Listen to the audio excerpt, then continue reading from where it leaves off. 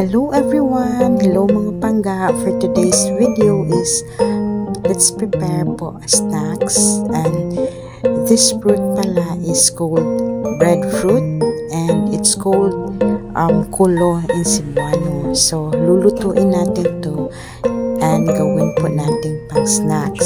So ito po yung laman niya sa loob. Yan po, isa-slice po natin siya and then before balatan para mas madali lang. So ito na po, tapos na po nating nabalatan. So slice lang natin siya. Gawin po natin itong dalawang slice. Mag-slice tayo ng medyo malalaki lang, and then yung iba ito naman parang chips kasi depende po sa gusto natin. So itong chips tapos na po na slice, and then po yung isa din na medyo malalaki ang slices. So let's start na mag-fry. So una natin i-fry itong malalaki. Ilunod na po natin, mainit na po yung mantika. Ilunod na po natin yung ating mga breadfruit or kulo. So very rich po ito in carbohydrates. Pwede po itong pang-snack and nakakabusog po siya actually, pero hindi po, medyo hindi na po kasi siya maraming nakikita sa kaya minsan lang po. Before po marami pong mga puno dito before, pero ngayon parang unti-unti na din po siyang nawawala. So this is the breadfruit. Pina-fry na po natin, and then later is lagyan po siya natin ng konting brown sugar para po siyang gawin natin parang banana cue na pagkaluto. So this one, wait lang po natin siya na maluto yung ating breadfruit or kulo sa Cebuano. I don't know kung ano po ang tawag nito sa inyo, pero sa Cebuano dialect po it's called kulo. So this is in English it's called breadfruit. So best source po din po siya ng potassium po. So masarap po siya, and then nakakabusog. So ito na po siya, medyo luto na. So lagyan na po natin siya ng brown sugar. So mas masarap po kung brown sugar ang ilalagay nyo. Pwede din po naman white sugar, pero mas masarap po yung brown sugar. So ito na, nag-melt na yung brown sugar. Moderate lang po yung heat para hindi po siya, yung apoy natin i-control mo lang para hindi po siya masunog. Kasi pag may sugar na, medyo madali po siya masunog.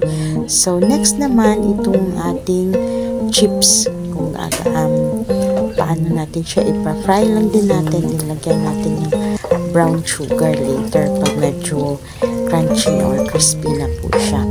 So yung itong chips is mainam po ito doon sa gusto na merong crunchy yung kinakain nila, pero sweetened pa din po. Pwede din dito ilaga, actually pwede lang din ito ilaga. Depende po sa inyo kung ano po yung luto ang gusto niyo. So this one is our breadfruit na chips na ginagawa nating sweetened chips. It's napaka-healthy po na snack, masarap po siya, and then hindi po kasi always na nakakain tayo ng ganito. So may alternative po na mga snacks na pwede natin lutuin sa bahay para makasave po tayo, na ito kasi is bigay lang sa amin. Tapos mas mainam na iluluto po natin, diba? Kasi sayang naman po. So ito po yung mga chips natin na unti-unti na po siyang naluluto, and I hope you will like this recipe, guys. And kung meron man kayong makita na breadfruit dyan sa inyong lugar, sana itry nyo din itong lutuin. Pwede lang din siyang ilaga, o meron kayong bagoong, masarap po siya i-partner din sa bagoong yung nilagang kulo. So ito naman, nalagyan ko lang siya ng konting sugar para medyo masarap talaga.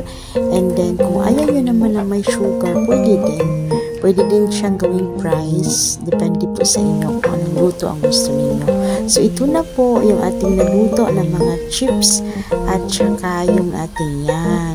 Ito na po siya na napakasarap. Yum. Napakasarap po. So hope you will like this, guys, and Sana magustuhan po ninyo ito. So ito din yung second batch ng ating mga chips na niluluto ko. So medyo marami-rami po yung nagawa kasi maninipis lang po ang hiwa ng mga chips natin para maging crunchy talaga. And then later, kung gusto nyo namang kung hindi maubos, pwede nyo din i-stack na lang sa ref nyo po. Kung may gusto kayo, so kakain na lang kayo. So ito na po yung ating snacks of the day. It's the breadfruit chips and para siyang sweetened. Ito na po na napakasarap. Hope you will like this, guys. At maraming salamat po sa inyong lahat sa pag-watch ng mga video. Sana po hindi kayo magsawa. Wow, napaka-yummy na at napakabango po. So, thank you guys for watching always and God bless po. So, yum. Ito na po. Napaka-yummy na ng ating chips at ng ating breadfruit na napa-fry natin. So, tara, kain na po tayo. It's snacks time and pwede na po tayong kumain. So, maraming salamat po ulit and God bless po sa lahat. Thank you po. Sana wag po kayong magsawa. Ito na po. It's snacks time and ready na po yung ating snack. God bless po.